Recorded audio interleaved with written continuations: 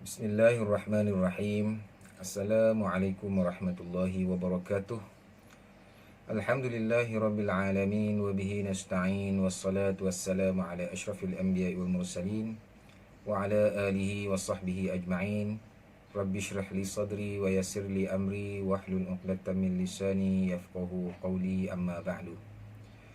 Apa khabar tuan-tuan, puan-puan, muslimin, muslimat yang dirahmati Allah? Semoga semuanya berada dalam keadaan sihat walafiat, insya-Allah. Dan juga semoga kita diberi kekuatan untuk kita melaksanakan ibadah pada bulan Ramadan yang mubarak ini. Hari ini merupakan hari yang ke-21, kita berada di 10 terakhir Ramadan. Jadi marilah sama-sama kita meningkatkan kualiti dan kuantiti ibadah kita dalam kita mengharungi 10 terakhir bulan Ramadan yang mubarak ini. Baik tuan-tuan, puan-puan yang dirahmati Allah, InsyaAllah hari ini kita akan sambung lagi siri yang keempat ini berkaitan dengan adab-adab ketika membaca Al-Quran, seperti mana yang saya petik daripada wasiat ataupun pesanan oleh Dr. Muhammad Muhisni hafizahullah ta'ala. Baik, untuk hari ini kita sambung nasihat dia yang ke-10. Yang ke-10 dinyatakan bahawa dia kata, aku menasihatkan agar engkau pergi ke masjid yang jauh yang tidak ada orang mengenalimu. Ini kata dia. Dia kata apa? Dan bagi wanita tu kalau kita pergi ke tempat yang sunyi, yang jauh daripada orang. Tujuan dia apa?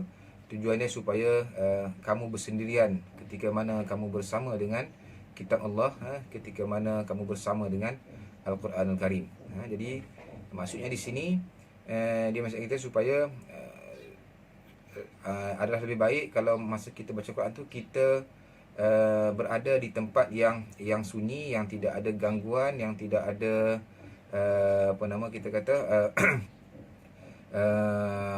perbualan daripada orang lain. Jadi sebab tu dia kata pergi ke tempat yang terasing, yang jauh daripada orang. Jadi bila kita duduk seorang-seorang, kan, orang tidak mengenali kita dan sebagainya, maka kita lebih khusyuk dalam kita membaca Al-Quran. Kita lebih menikmati kemanisan ayat-ayat suci Al-Quran dan lebih mudah untuk kita mentadabbur ayat Al-Quranul Karim. Dengan sebab apa? Dengan sebab tidak ada gangguan daripada manusia ataupun orang lain. Itu yang ke-10. Yang ke-11 dia kata, seburuk-buruk pendampingmu ketika kamu membaca Al-Quran ialah handphonemu, dia kata. Seburuk-buruk pendampingmu ketika kamu membaca Al-Quran adalah telefon kita, handphone kita.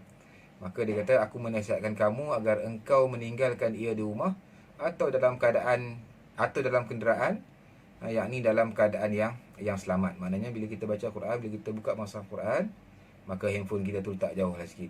Seperti mana yang kita bincang sebelum ni, kan, handphone ni kadang boleh mengganggu fokus kita, khusyuk kita ketika mana kita membaca Al-Quranul Karim.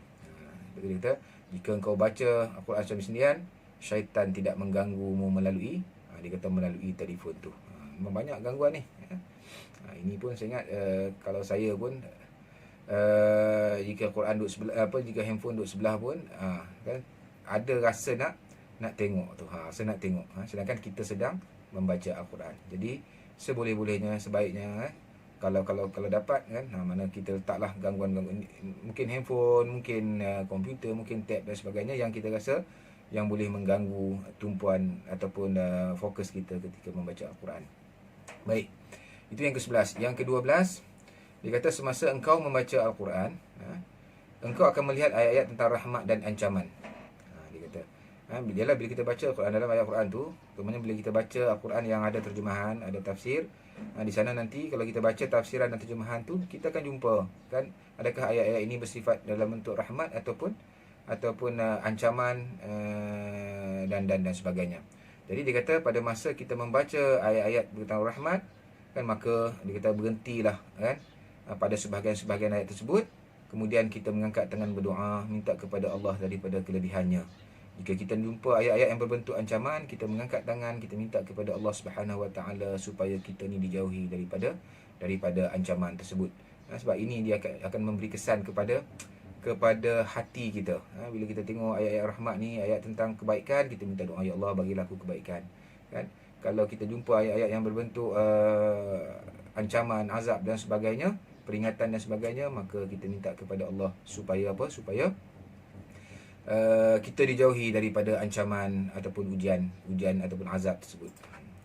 Apa contoh ayat-ayat rahmat ni? Contoh saya bawa kat sini.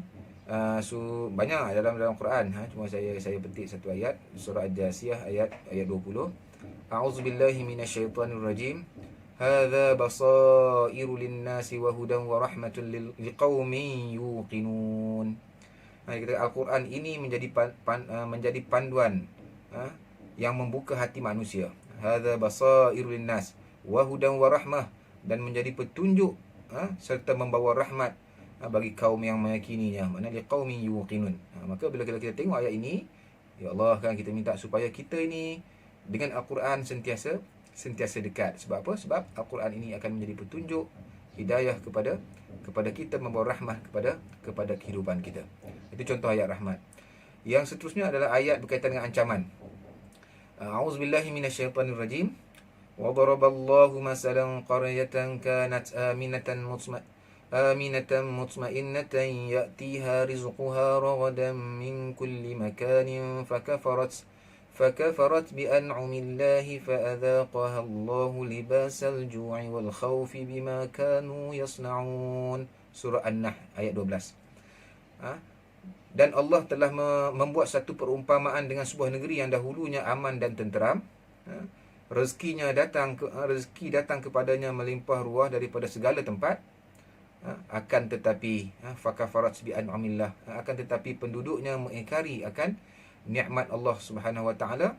Maka dengan sebab itu Allah merasakan kepada mereka dengan kelaparan dan ketakutan disebabkan apa yang telah mereka lakukan. Ini satu bentuk ayat ancaman. Jadi bagi orang bagi manusia yang mendapat rahmat dan nikmat daripada Allah Subhanahu Wa Taala yang sangat banyak ini, kan, jika mereka kufur, jika mereka ingkar dengan nikmat-nikmat tersebut, mereka tidak mensyukuri nikmat Allah Subhanahu Wa Taala tersebut, maka ancaman daripada Allah Subhanahu Wa Taala, mereka ini akan diuji dengan kelaparan dan ketakutan disebabkan apa yang telah mereka lakukan. Jadi bila kita baca ayat ini, kita mengatakan, ya Allah, ya Tuhanku, jadikanlah kami orang-orang yang bersyukur di atas segala nikmat kurniaan-Mu, ya Allah. Kau jauhilah kami daripada bentuk-bentuk ujian yang seperti kelaparan, ketakutan, bencana dan sebagainya, ya Allah. Jadi kita minta kepada Allah. Ini yang dikatakan, yang disebut oleh Dr. Muhammad Muhaisni tadi. Bila kita jumpa ayat berkaitan dengan ancaman dan juga rahmat ni, maka kita mengangkat tangan berdoa kepada Allah Subhanahu Wa Taala. Jika rahmat kita minta ia tu menjadi Allah kurniakan kepada kita. Jika dia berbentuk ancaman, kita minta supaya Allah Subhanahu Wa Taala menjauhi ujian ataupun bala azab itu daripada kita. Jadi cukup sekadar itu dulu 3 pesanan untuk siri yang keempat ini. Jadi mudah-mudahan kita mendapat manfaat. Saya yang bercakap mendapat manfaat, dapat mengambil pengajaran. Tuan-tuan dan perempuan yang mendengar juga boleh mendapat manfaat, insya-Allah. Yang baik itu daripada Allah, sekali yang kurang itu datang daripada diri saya sendiri. Aqul qouli hadza wa astaghfirullahal azim. Wabillahi taufiq wal hidayah wa ridha wal inayah. Assalamualaikum warahmatullahi wabarakatuh.